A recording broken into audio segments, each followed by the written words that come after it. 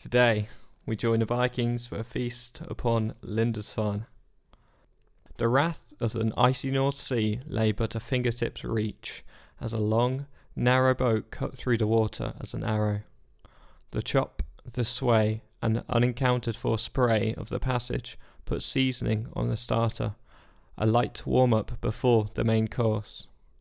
This pre-match treat had them salivating and ready to feed, whereas the tranquility of their destination left its inhabitants blissfully unaware that service had begun, never mind that the main course was due to be served.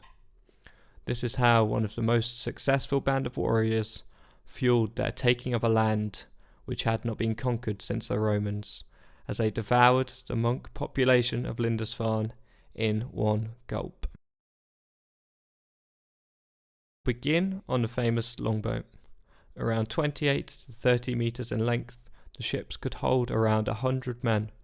The attack on Lindisfarne in 793 was the first recorded Viking raid in England and in Europe more broadly, and its importance is signalled by the strange incidents that accompany it in the historical record. The events of the year are described thus in the Anglo-Saxon Chronicle. Quote, "Here were dreadful forewarnings come over the land of Northumbria, and woefully terrified the people. These were amazing sheets of lightning and whirlwinds, and fiery dragons were seen flying in the sky. A great famine soon followed these signs, and shortly after in the new year, on the 6th day before the Ides of January, the woeful inroads of heathen men destroyed God's church in Lindisfarne Island by fierce robbery and slaughter." End quote. These seafaring pagan warriors had the northeast of England's coastline in their sight. Who stood where in the pecking order meant not only who did what jobs en route, but who got the lion's share of the food on boats and the spoils post-raid. The Norwegian Gulletang Law is the most in-depth text about organisation and hierarchy on board the longships in the Viking Age. It includes several passages about the building process, manning the fleet, rules for the skipper, steersman and cook and war equipment.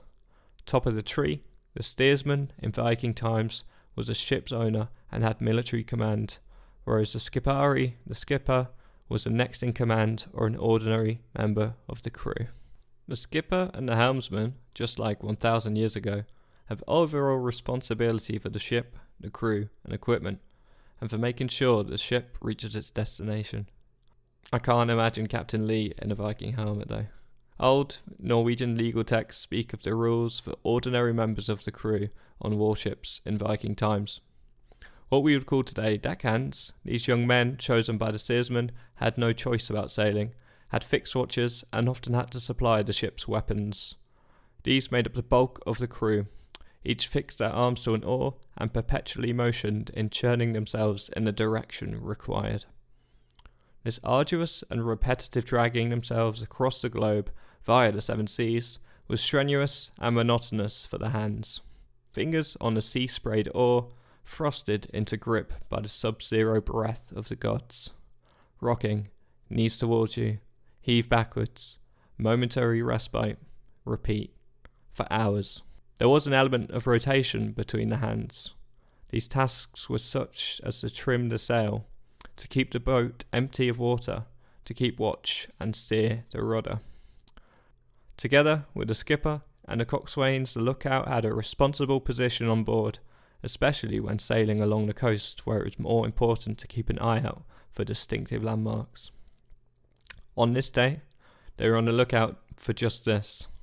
Yet, so far, the husky fog condensed the blue carpet of the sea, obscuring the horizon, so the lookout squinted his eyes in the general direction England should be appearing, just to look as if he is occupied, whilst his teammates toil. All this physical activity must have you wondering, surely they didn't take this passage without any food.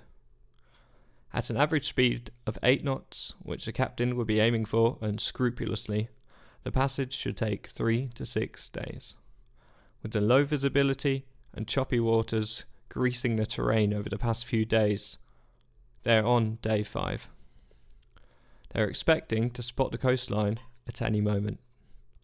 There was another batch of workers I did not introduce you to. The cook. he had a lot of hungry stomachs to cater for.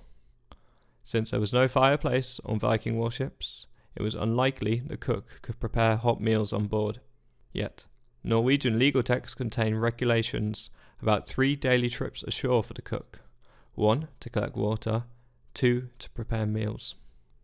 When voyages permitted, warships took their bearings from points along the coasts. If you've ever looked at a map, you would do well to realise this could not be one of those trips. So what did they eat? They had a full day of thieving and pillaging ahead of them. We couldn't let them go hungry. Surprisingly, although portrayed for their savagery, there were several laws in place to protect the warriors on board. If only their moral code of conduct extended beyond the hull. The cook had been working away in his small section of the boat, tucked away at the back so as to not taunt the hands with his preparations. He had a treat for them today, as he loaded up the classic nest dish. This he made in a large riveted pot, the mixing often done in a sea-jerking motion. It is what they had yesterday, and the day before, and the day before, but the tiresome hands would have eaten an arm off one another if they'd had to. Essentially, the dish was a porridge. Without a boiler or a microwave in sight, it was to be eaten cold. Yum. The cook was just slopping out the farthest as the captain's whistle signified a halt of procedure, a short time to cook the food. Magnus Erlingsson's saga is one of the main literary accounts that is depended on for day-to-day life on a longboat. It says that besides porridge, ship provisions also included flour and butter. Naturally, foods that would last the journey, but were also cheap enough to make the journey economical. It is also said sometimes they took some dried slices of halibut, dried cod, and bread. This gives the idea of a grueling diet a gourmet edge as far as I'm concerned. Meat, as a general rule, was not served on board, and today was no different. The hands were predominantly young, unmarried sons of farmers, lacking wealth and status, but not short of desire. Meat was traditionally served on board only for higher skilled Vikings, as boiled or roasted meat was seldom a part of the provisions, only where the slaughter of farm animals was permitted. On higher ranking warships, you could feasibly get a meaty meal. I guess some are more equal than others. Viking law stipulated the rations which the hands were to be fed. The cook was responsible for the dissecting and appropriate conservation of this, which he stored in close proximity to his pot. For each man on board, he kept a daily ration of 880 grams of flour, 285 grams of butter. That is just over a kilogram of food per person, which can only be viewed as quite a lot, about what a man needs for considerable physical activity. So although the hands stared at high loads of exertion, they were well catered for by their own pagan warlords. As the back few rows had ceased aiding the propelling forwards of the boat, the captain barked harder at the remaining hands. Those eating were presented with an opportunity to stretch out their fragile finger ends, alternating between hands gripping the spoon to get some respite. A moment for contemplation, as they tried to make out the land they had been promised lay beyond the grey curtain, only intensified the pincers of their icicles in their rosy cheeks. Had they really had to leave home and search for a place they weren't sure even existed for this? The cook came down the aisle, offering a cup to his left, a cup to his right, filled with water, as if a priest passing peace offerings to his procession. No sooner than the contemplation was broken, the cup had been picked up, knocked back, and placed back down, as if the lunching hands were feeding on the opportunity for thought as delightfully as their dinner. The water the cook too was responsible for, brought on board in barrels or troughs.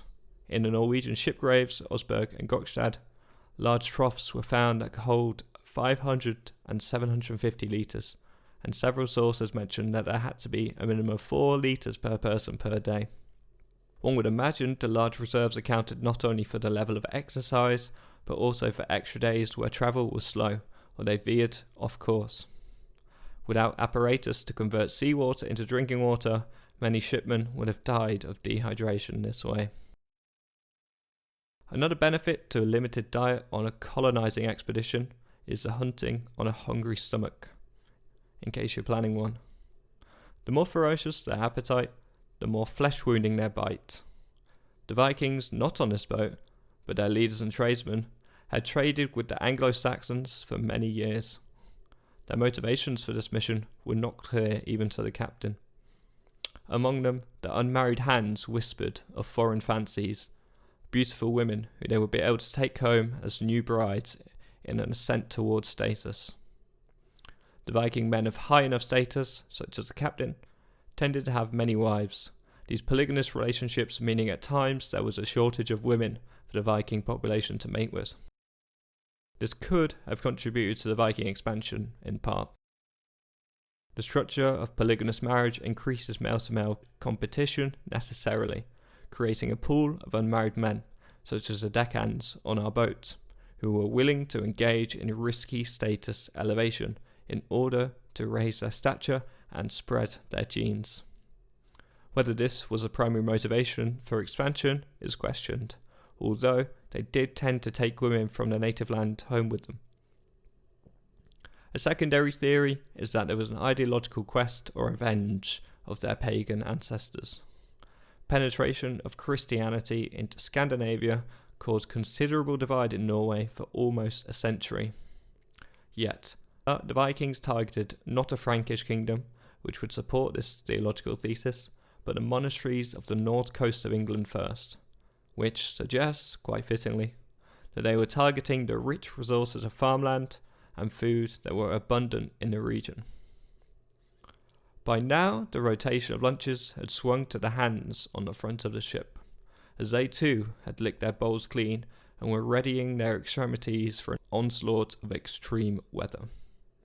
The captain signalled for a commence in rowing, as the wind chill increased fastidiously as they got back up to speed, something like operating a gym rowing machine in an ice bath. The men instead decided to transcend their physical environment, dreaming of an evergreen coastline, ale and enough pigs to slaughter that they would be able to eat a whole hog each. The hours seemed to trickle by, as they oared their way through eternity until finally the fog began to lift slightly. The captain roars at the sight of the shore.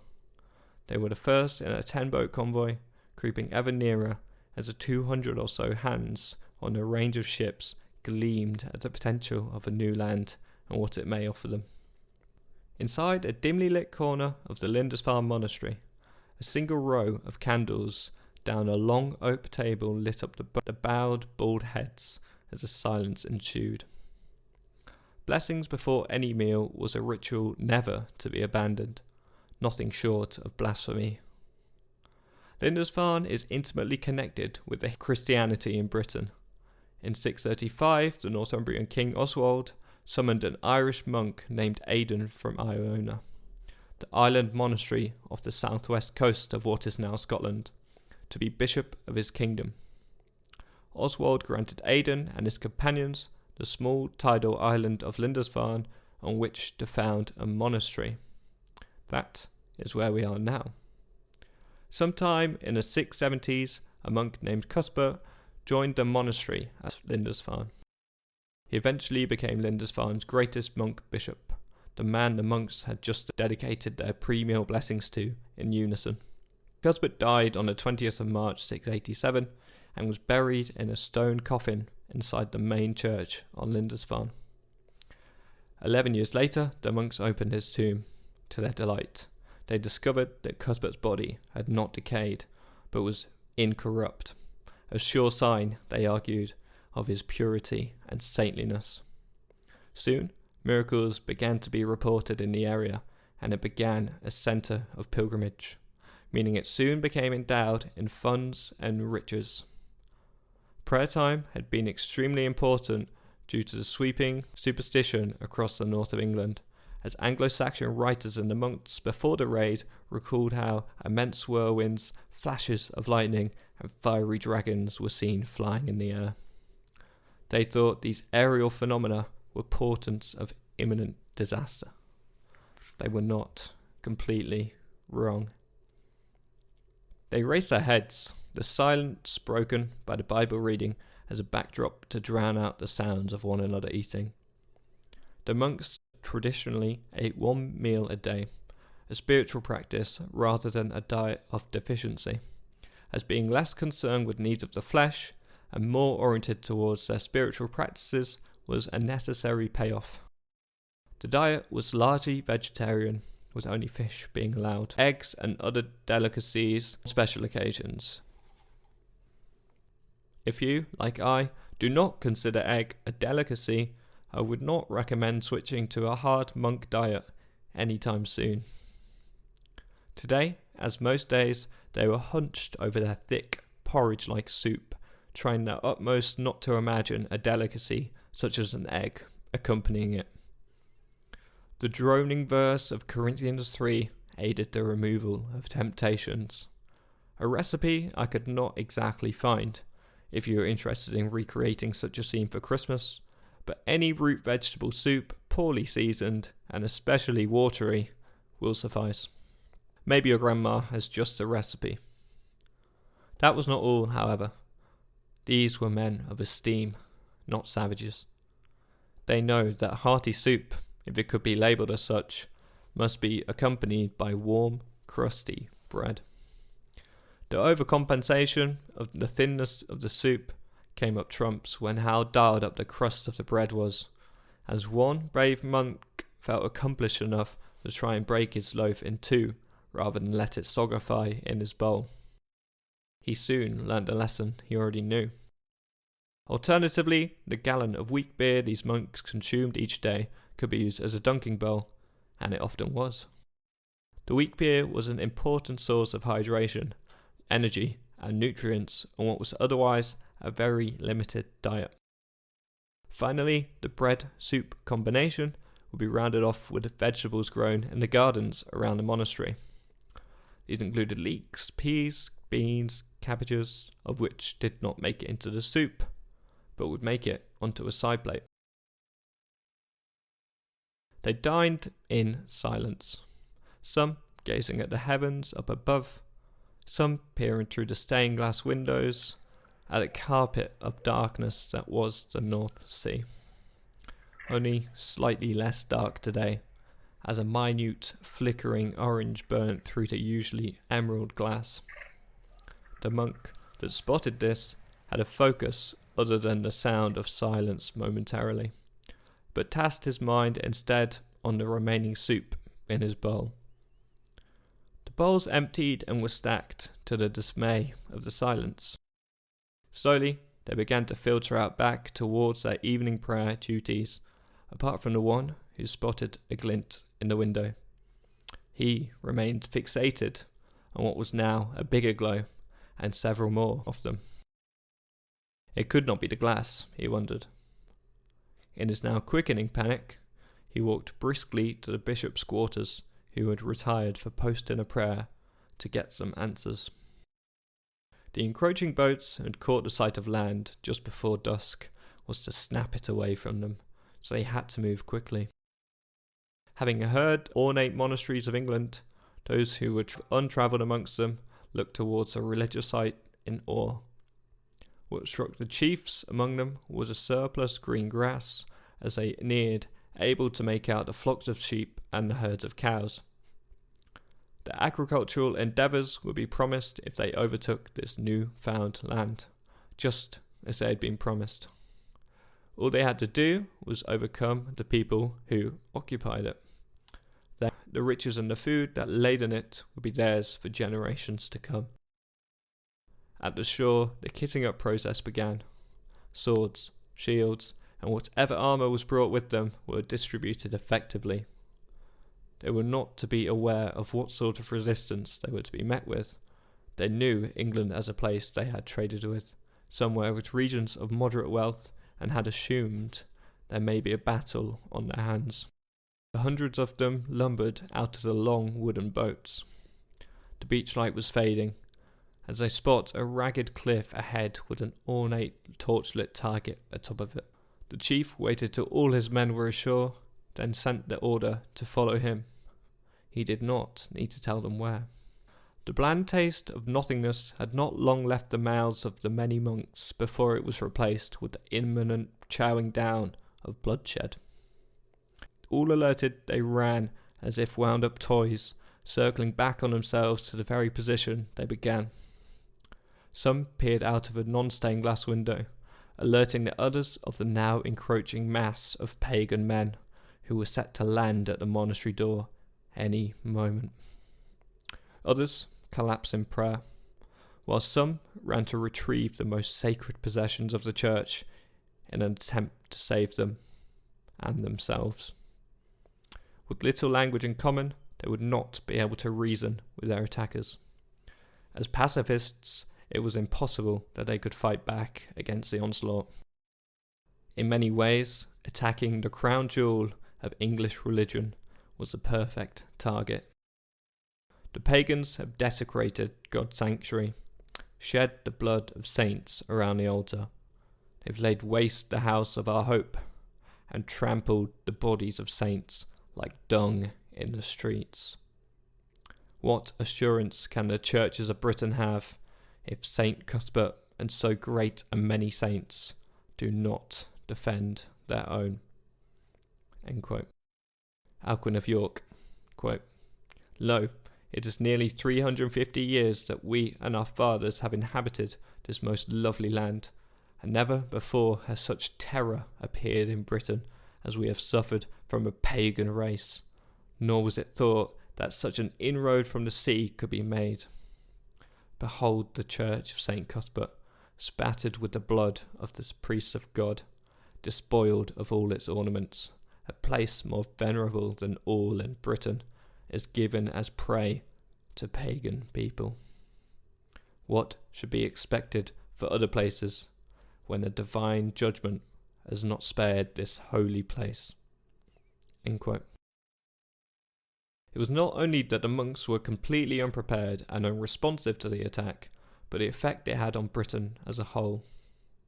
It shattered the pre-existing schema about divine protection, namely that if their most sacred spot was up for grabs, what did that mean for the everyday person? So before we outline what the Vikings got when they came here, how about how they got it? How savage was their appetite? The cutthroat swashbuckling began. The robes and pacifism of God's soldiers were no match for arrows, spears, and swords. The monastery went from an agreed upon religious site to a satanic ritual within hours. The monks were killed, enslaved, drowned, or imprisoned. Any nuns were raped, killed, enslaved, drowned, or imprisoned. Their produce, their ancient texts, their sacraments, decimated. Centuries of tradition eradicated in one evening. Everything you learned about the Vikings as savages in school was true. In a time where brutish chivalry was rewarded, they were simply the best at it. The screams and the smell of burning tinged the sea air at Lindisfarne even today.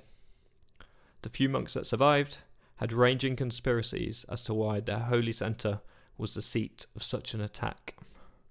Alcuin details that one blemish they brought on the monastery was glory in the vanity of dress, as they raked their consciences to decipher what had stopped God from intervening. His account continues, "Do not go out after the indulgences of the flesh and the greed of the world. Stand firm in the service of God and the discipline of the monastic life." It is difficult not to feel empathy for what remained of these people, after basing their personality, structure, and belief system around a deity which failed to protect them. This left them nothing but to denigrate themselves as to why they were not saved. Another reason Alcuin posits is drinking too much beer. Monks from as young as 7, according to reports, were taken away by the Norsemen and sold as slaves. To which Alcuin said, "When our Lord King Charles returns from defeating his enemies, by God's mercy, I plan to go to him, and if I can then do anything for you about the boys who have been carried off by the pagans as prisoners or about any of your other needs, I shall make every effort to see that it is done. In conclusion, Alcuin tells his fellow monks, "Do not be dismayed by this disaster. God chastises every son whom he accepts, so perhaps he chastises you more because he loves you more. Because nothing says compassion like overwatching the trampling of your mates' bodies into the altar." If attacks were a measure of God's compassion in Northumberland, then Alcuin was right, as the attacks came flooding in over the decades. Before we return to how the Vikings used their new land, let's quickly sketch a portrait of the new life that awaited the enslaved monk. His swilling of bland soup and being contained only by the monastery walls was good training for the young monk, and as some of the boats that had landed at Lindisfarne returned to deliver the slavesmen to their new sanctuary. One Viking account on slaves said, "The slave could own nothing, inherit nothing, and leave nothing." Unpaid, the monks would shed their divine skin, in public at least, and it was impossible to buy back their own freedom. As it was possible they could be manumitted at any time, it is debated how intense slavery was in Viking society. Yet, due to the additional analysis of European records, this number is believed to be high. The only crossover which would serve the monk well in his new life is how used he was to a carte blanche diet. Did the Vikings get the agricultural possibilities that they seeked? Could they revise? Could they improve their diet to fuel the society for further pirating raids across Europe? The harsh, bitter winters of Scandinavia made crop growing and maintaining animals rather difficult, hence a large motivator for them to conquer southwards.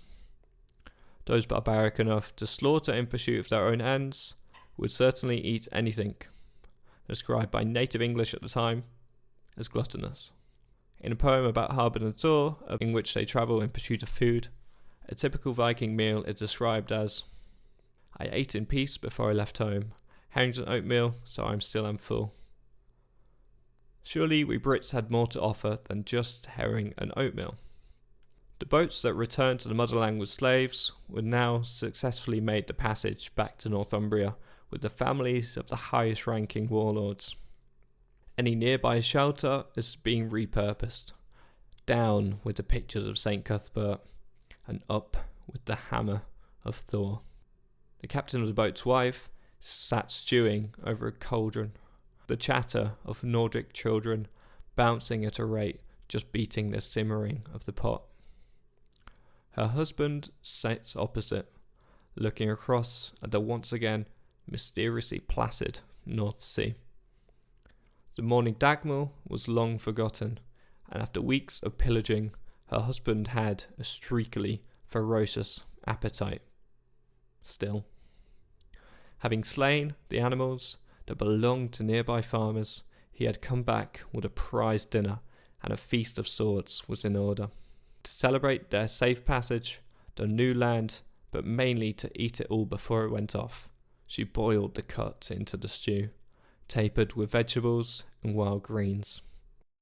Bread was baked on flat stones, fumigating the room with the taste of victory, of accomplishment. After the feast was engulfed, quite how easily her husband slept that night, and for nights to come, as he stared out across the ferocious mighty of the North Sea, in fear that one day, maybe his loved ones would be subject to the same fate he had enforced on others, for the taste of a big feast at the end of it. Thank you very much for listening. If you enjoyed, please share with a friend.